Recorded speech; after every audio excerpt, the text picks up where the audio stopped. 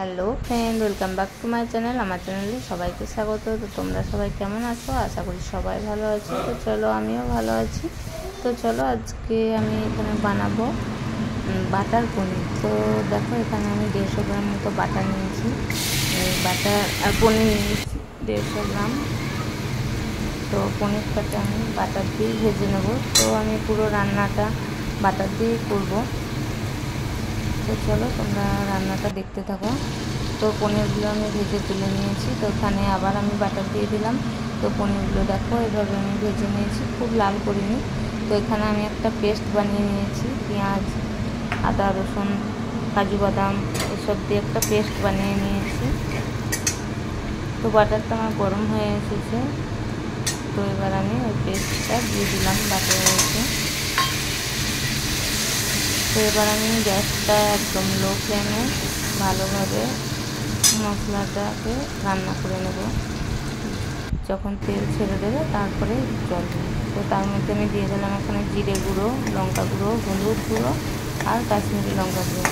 আর তার মধ্যে আমি এখানে গোটা গরম মশলা দিয়েছি, এলাচ আর দারচিনি, লবঙ্গ, তারপর গোলমরিচ, এগুলো আমি দিইনি, এলাচ দারচিনিটাই দিয়েছি।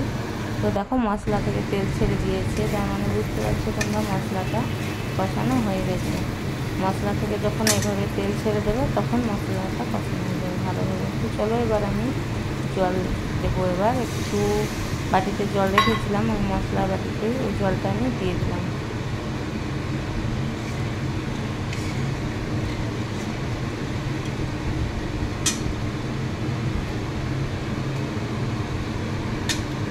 তো এবার আমি পনিরগুলো গ্রেভির মধ্যে দিয়ে দিচ্ছি। তো এবার আমি ঢাকা দিয়ে দেবো। আর নুন দিয়েছি, আর সামান্য পরিমাণে আমি চিনি দিয়েছি। চিনিটা একদম সামান্য। এবার তোমরা যদি কেউ মিষ্টি বেশি খাও তাহলে তোমরা বেশিও দিতে পারো। তো নুনটা পরিমাণ মতো। তো দেখো, ফুটে উঠেছে। এবার আমি ঢাকাটা দিয়ে আর 5 মিনিট রান্না করে নেব।